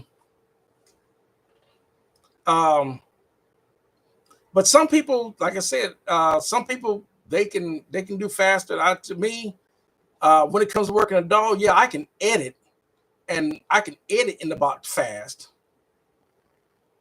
But as far as outboard gear and using, whatever, and then I still use plugins and all that, but I'm way faster this way. I really am. So it really depends on the person and their workflow. Oh, and then Jazz Lamel said, "Can plugins beat a console to a client?" It depends it really depends on the client. If you are trying to convince a orchestra or band, I'm just going to be, all I have is just an interface with plugins. No. But if you are doing a hip hop artist, dubstep, trap, EDM music, that's what they use. So it really depends on the client, because they can like, well, hey, what plugins you got? Well, I'm using Slate plugins or whatever. I'm using, Fab Filter or whatever, whatever plugins, I'm using. They don't care. It just really depends. Wow, Kevin, welcome, Kevin. I didn't know you was in there. Okay. Let's see. I'll sponsor the mouse. No. See, it's just you gotta have some people that just don't want to work in the box, and I totally get that way. Because I work both ways.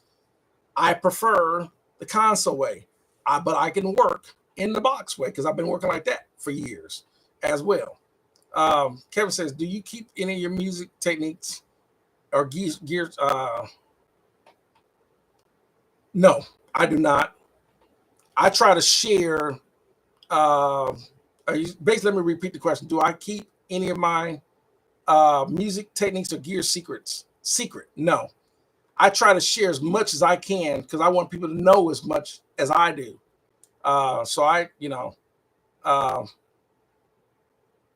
So people ask me a question about it, I'm gonna try to tell. So let's see. True, that sounds that heap. So, but let me tell you, I'm gonna tell you a secret that these recording studios do that maybe people don't know. You'll be amazed. You will be amazed. 60 to 70% of a lot of gear that all the big name engineers that you've heard of, their gear is modified. I will say that. So in other words, if you got an SSL 4000 console and Chris Lord Alge has an SSL 4000, you best believe your SSL is not going to sound like his. It's because his has been modified. They hire guys to come in there, and these are guys that also create their own outboard gear, like Overstayer and these names like that, like Joe Meek, and these are guys that build their own gear and sell it. Also, the guys that go in there and like this guy, for example, I'll use Joe Meek as an example. You buy an SSL 4000, it came with the standard, because SSL stands for solid state logic, out of Oxford, England, right? It's a European console. It's got their stock SSL components in it. But what people like Chris Lord Alge do is hire Joe Meek. Hey man, I don't like the SSL. I want to use your input output transfer and your preamp setup. And they will install a Joe Meek preamp or Asenberg EQs or whatever in that SSL. And then so you're like, why? You're like, your mix will sound close. That SSL will sound good. But it's like, why does Chris Lord Alge sound amazing? It's things like that. You gotta you bought a blue stripe 1176. He's got a blue stripe 1176, but you best believe his has got Fairchild high-end transformers in it. The average person didn't know that because you can't see it because you think it just look like an ordinary blue stripe. That's what they do, including the microphones. You don't know you got a K47 capsule in your microphone, but they got K67 capsules. Like, man, the vocals and their mixes sound a little bit more present. I got the same Telefunken U67 microphone, but why they sound a little bit? That's what they're doing. That's the secret. Okay, it's almost like a race car. You take a Camaro. You got another guy with a Camaro, but he put aftermarket heads, cam, and intake and exhaust. Well, why is his Camaro blowing my Camaro out? That's why his is modded. They do the same thing in music. So gear. Let me see. So let's see. It comes down to time spent. Blah blah blah. Let's see. Time. Let's see. Okay. Donegal says, anyone else getting or want a console, get an analog console. Trust me, like Mark said, it's just, everyone knows if you see my studio tours, and I'm going to caveat what Don just said about that, and it is fun. It's something about whenever I try to build something that don't have a console, to me, it's just something is lacking.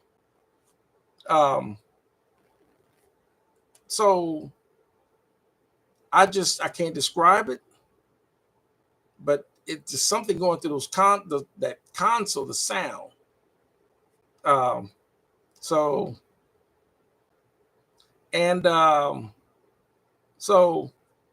yeah, it just depends. So hopefully I get that motivation. If you have a room and you got the budget and you incorporate a console in your budget, I think you won't look back. I honestly do. That's just me. It may not be it might not be the case for everyone. Some people just don't want a console.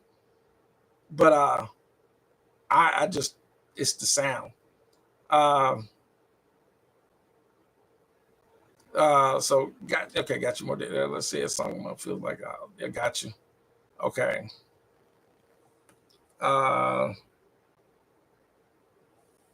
Sneaky hot riding of gear. Yeah.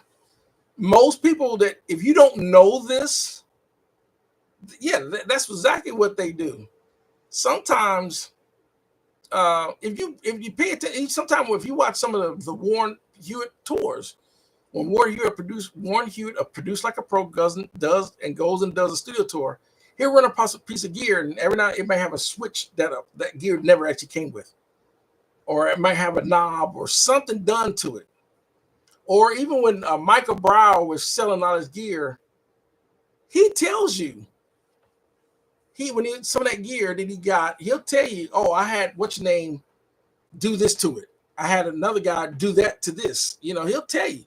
That gear, like, 90% of Michael Brower's gear was modified.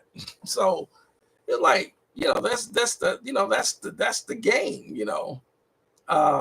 It's the same thing with some of my microphones. Like this microphone I'm using right now, it's the Marshall MXL 2006. It's a Megami edition microphone I use for my live stream. But if you bought the same microphone, yours is not, because this was modified. I've upgraded some stuff in it. It's a better sounding than the convention. And so that's just, you have to know this stuff.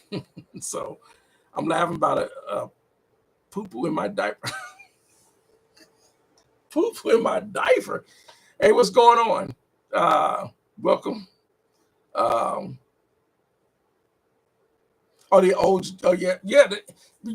the thing is, a lot of that stuff was modified or done not because they were doing it to have a secret, have an edge up. A lot of stuff was done then because it was needed. They had to, because the options They didn't have as many options then like we do have now. We got a ton of options, including clones and plugins. They didn't have that then. It was a live room, a large console, outboard gear, and a tape machine. That was all you had. So you had to do what you had to do, including modding the gear. Oh, Kevin said, yeah, oh yeah, I didn't know. Yeah, that's exactly what they do, including the Neve console, even the consoles. They'll mod the consoles. They'll take out the stock op amps and put in higher end op amps. You know, like sometimes it'll be a API, it'll be a Neve console, but they'll use API 2554 op amps in it as an example. They definitely do that. They might use P&J faders, which instead of the stock faders, they'll use P&J faders, stuff like they definitely do that. So let me see.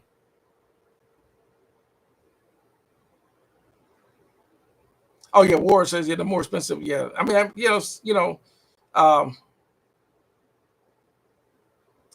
got you. For me, it's workflow. I don't even recall it. Right, got you. See, so we're keeping the pitch. Okay, got you. Okay. I'm only ever tracking one thing at a time, so console is unnecessary for my work. He said, plus my wife would be like, "What the? Yeah, if you don't have a room or it's this big gigantic console in your bedroom or whatever, she might throw a fit. You definitely have to, trust me. My studio setup was not like this when I was married. My house was not like this when I was married. But I hadn't been together. I've been separated and divorced for 10 years. So, I can kind of do that because I don't have a woman in my ear nagging. You bought that $400 compressor. That could have been my hair done. Like, almost like, yeah, okay. So, I'm going to advertise and I'll make and then also so see anyone's. It's gotcha.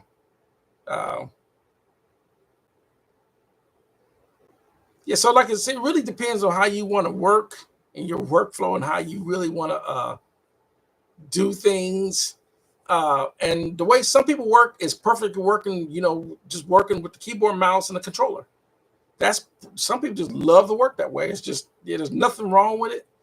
I absolutely think there's nothing wrong with it. But for me, I personally like work through a console with the outboard gear. It's just something about it.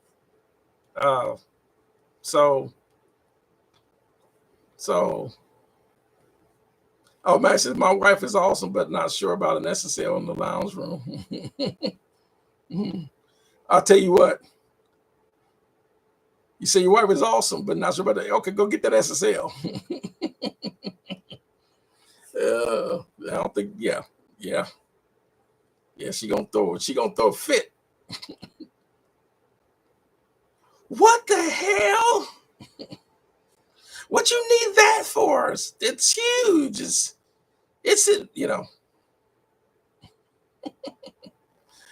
But anyhow, man, I was only gonna do this for an hour, but this stuff gets fun. Oh man, you guys are great. You guys are great.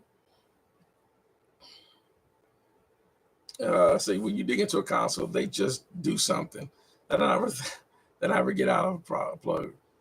I Mixclub, I 150% agree. I just agree. And Matthew said, I can get an SSL and divorce papers the same day. True. True. The only thing is, I'm being funny. The SSL won't talk back. Oh man, the SSL ain't got nothing to say. But she sure will. She got a lot to say. and you ain't gonna be trying to hear it. It's like I hear, it's like I've been divorced for 10, I ain't had a wife in ever, right? 10 years, right? um, I got so much peace of mind now. Yeah, I have lady friends, but they go to their house, and I come to mine. That's just peace of mind. Because I was married for 19 years, so I have this peace of mind. I don't have to worry about her nagging about my cars in the driveway, or if I don't feel like washing my dirty socks tonight, I can throw them in the clothes hamper. And so someone said, way better return on I get it though. For those that are married, I get it. You want to have that peace of mind with your relationship, but yeah, yeah. Let me see. Let me ask my Antelope Ryan, do I need to give it some money to go get his hair done? Hey, Antelope, you need some money to get. Oh, I didn't say nothing. No, let me stop. Okay. But anyhow, so like I said, we're just talking about with the gear. We talked about the music industry, how shady the music industry can be. The music, recording business is funny. Everyone's trying to, it's survival of the fittest now, because the music industry, the old model, is pretty much dead now. No one really signing contracts. But I think we all still love music. We still love recording. We still love gear. So I don't see that ever going away. But artists, the way artists and producers are making money, it's because the recording artists, they had to get their money, from touring. They just couldn't get their money from the record labels. They got paid last. They was always owed to the label, things like that. You had to become a mega star. You had to become an absolute mega star to make the money, like Michael Jackson or Whitney Houston, whatever. And a good thing, reason why Mariah Carey became so rich, because Mariah Carey was not only she became a mega star with all the music, she was also writing and co-writing, which is a key factor. A lot of artists, like a lot of big hits, Whitney Houston didn't write. Luther Vandross didn't write a lot of his hits. Michael Jackson didn't write a lot of his hits. So they didn't make that kind of money like the writers do. But some people get in this business to be just songwriters, and get a publishing deal. But that's a way different video too. I probably need to talk about the music industry, the record label, and the publishing side again. I did a video on this before, but that'd probably be a good topic to talk about again. So War says, seriously, my wife is pissed. I bought a bass guitar and more cables and plan to buy more junk soon while my car is clunking and she needs us alone. See what I'm saying? It just, I've been there. Now I'm a mechanic, so I can fix my cars, but I get it. And this is not with music gear. This is when I was buying performance parts for my Mustang. Yeah, I got to the point where I was trying to hide aluminum dry shafts from my, or I would buy parts and try to hide, because she always had something to say about why I'm always doing something to my Mustang. I did, yeah. So,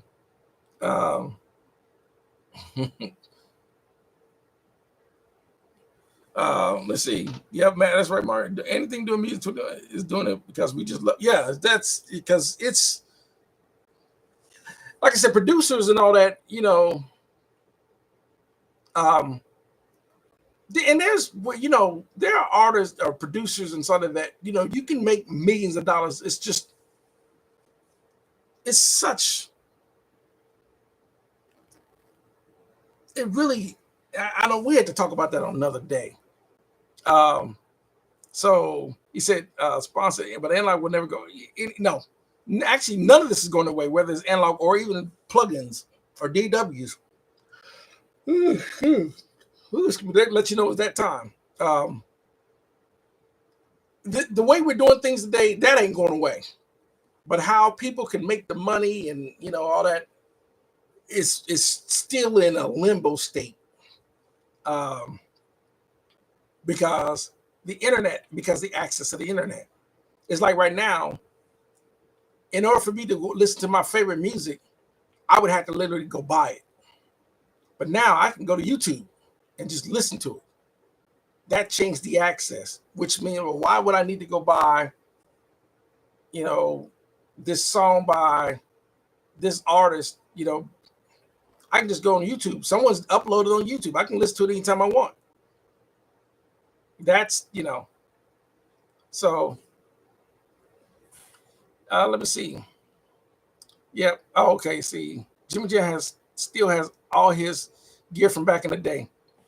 And when you're a position like Jimmy Jam, I don't know why, because a lot of those producers like that would get gear, they would try it, and if they didn't like it, they would get rid of it. But in a position like Jimmy Jam, I don't think why would I get rid of it? He's made. It's kind of like if you had a Synclavier and he made #1 hit with Janet Jackson using that Synclavier, I wouldn't get rid of it, because like this is the instrument I used, to record Janet Jackson. Now, but here it is. That alone in itself is going to be worth a lot of money because of who he is and because of who she is. So the mixed up said the road always took care of it for me. I was never home and would not change it for the way. Yeah, it's kind of like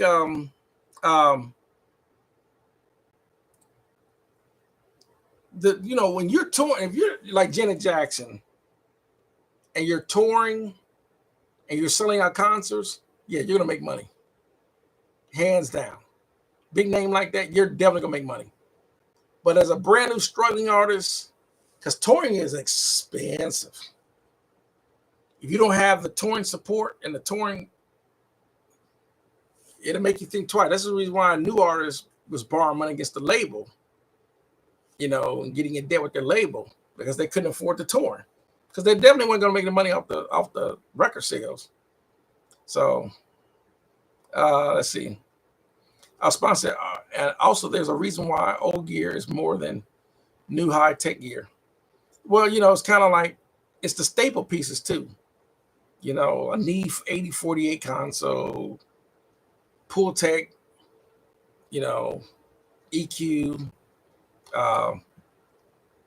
third edition, U1176, retro, or maybe LA2A or whatever the case. Yeah, that stuff is always going to be versus, the Neve 369, or the Neve, or not the Neve 3379. I'm talking about the Behringer 369. Yeah, that's not going to have the value there. It's just not.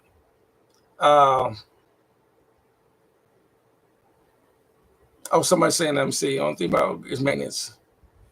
Yeah, it says new PC boards can't be fixed either. Because a lot of times when you take those older boards, that had the certain circuits, they don't make it anymore.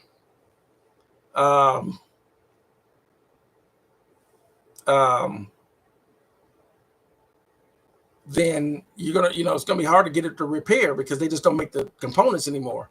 This is and even SSL. That's why they start coming out their Origin, and now they have this Origin. They can't, when they came out the Origin, because they couldn't reproduce SSL 4000 anymore because they don't make the components anymore. So Matthew says this Will Smith new song is hot. I don't think Will Smith's gonna ever recover after the Oscar slap. He's just not. That was just that sealed his fate. He's hanging on based on an audience that still likes and support him. But that Oscar slap, he wasn't, that Will Smith killed his, sealed his fate. And plus, Will Smith hasn't had a hit since Getting Jiggy with It. It isn't. you know, you know, I in my honest opinion, even though Will Smith had a few songs, getting jiggy with it, whatever, the only song that I think was a banger, the only song that ever been a banger for me that came from Will Smith was the Brand New Funk. And that came out like 87, 86. It's new. It's out of the ordinary. It's out of the story. It's Yo Busta Commentary, a little weary genius and superior beat creator to come together. So the Brand New Funk, that's the only banger for me. Everything else was just, you got getting jiggy, just, even though here come the men in black, Will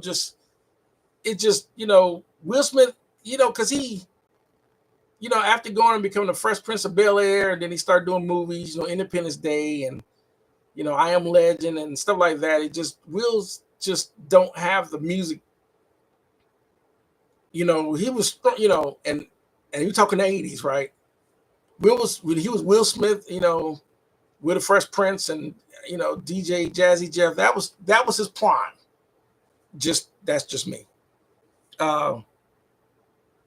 Even though some people like the Wild Wild West, just anyhow.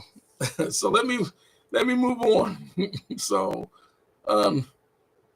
someone said, where was an unprovoked Will slap? Name the 80s or 90s keyboards, drum machines, recording outboard gear he has, and it all still works.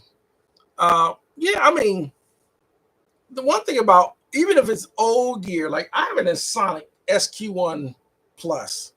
That board came out in 1991. It still works fine. I have Ensoniq boards in here, TS12. My Roland XP80 is sitting over there. That came out in 1995. That thing still works great. My Korg MR61 still works fine. So, a lot of old gear just don't break like that. So, yeah, let me move on. Let me see. Let me see.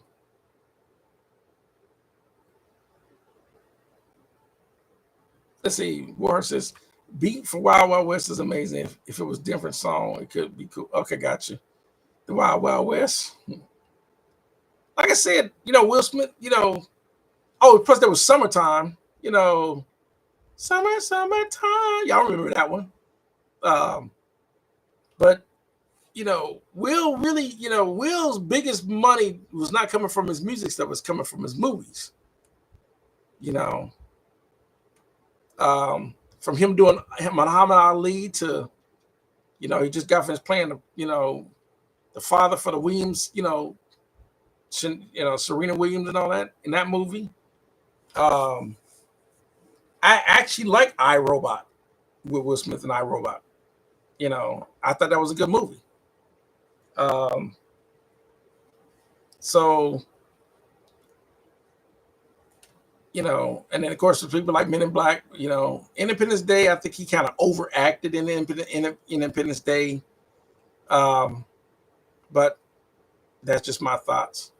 But anyhow, let me see. I got a few more, and then I'm at to wrap it up because it's been over 2 hours. I can't even go on. Can't even get the energy to stream. Oh, gotcha. Even church gigs are too demanding, too dramatic. That really depends on the church, because I'm a church musician, and it really depends, because some churches, they pay you, especially if you're getting paid well. Now they want to over obligate their musicians. Some churches don't believe they should pay the musicians at all. You should be doing it for God. And of course, most musicians are playing for God, but at the same time, it's so, it gets into semantics. Why you should pay your musician, because of the amount of work a musician has to do to make the music sound good. The drummer has to put in all this effort to, to learn the beats, the bass player, the keyboard player. They're learning all these songs, and they want these musicians to be able to play all these songs on the fly, including follow the pastor or the preacher when he's preaching. He's playing constantly throughout the entire service. The rest of the members that are not musicians don't have to play. And half the time, the musicians are there every week. A lot of congregations don't have to be in church every week. This is why you pay your musicians. You're paying them to be there. And the amount of what they're doing the amount of, can you imagine a church with no musicians, no music? It's pretty boring. So let me see. Also, Matthew. Also, we are weird and track other weirdos too. Yeah. Let me tell you, sometimes when I see some of these musicians and some of these artists, and that just makes me wonder, like, I'm sorry, a lot of people like Lady Gaga and I'm gonna have to go with what's her name? She said, drawing a blank on her name right now, but it'll come to me in a minute. She said, "You better call on Tyrone. You better call on Tyrone." It's just artists like them, when they start, they're weird. When they're weird like that in public, that tells me they're weird in private. They're just weird. I'm a musician, but I can't be that. And I know some people try to do everything they can to maintain this, to stay relevant and have this image, but sometimes some of these artists just go overboard.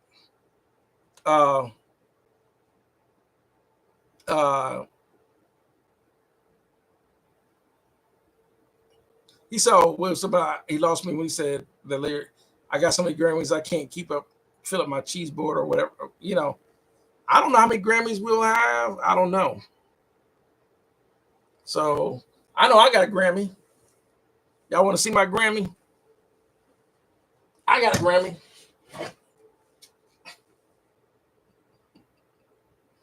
Oh, y'all want to see a real Grammy? I don't have a real Grammy.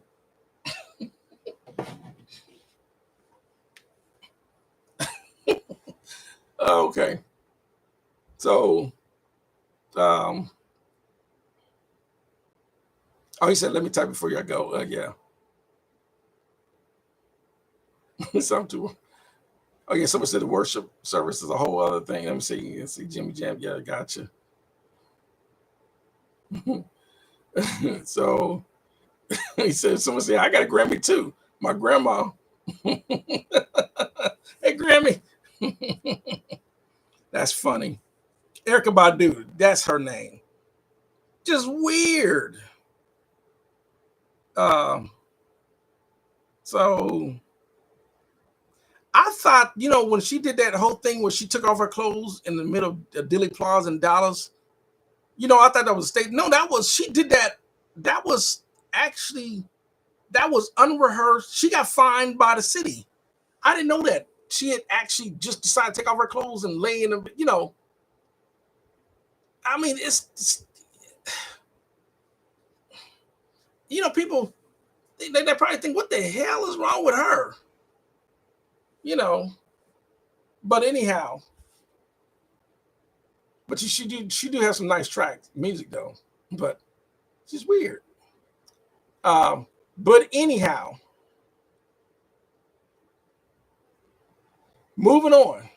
So it's been over 2 hours, and I really appreciate everyone tuning in. And yeah, that's what I was saying. She's weird, but I like some music. Yeah, not all, but yeah, I'm the same way. I'm the same way. I like some of her music. So, but moving on, I just want to say thanks to everyone for tuning in. And this was fun. I was only going to do this for an hour. Ended up being over 2 hours. So this is great. You guys are all great. And I guess I'll see you next time I live stream. So I'm not going to try to remember everyone that tuned in. Well, like I said, I just have to remember some stuff we talk about. But I just want to keep talking about, everything, because that's the premise. We talk about everything. So let's keep talking about everything. Musically, gear, recording, all that good stuff. Anyhow, we'll see y'all next week, or if I don't, the week or whenever I get a chance to. We'll see y'all next time. And thanks for tuning in. And y'all have a great evening.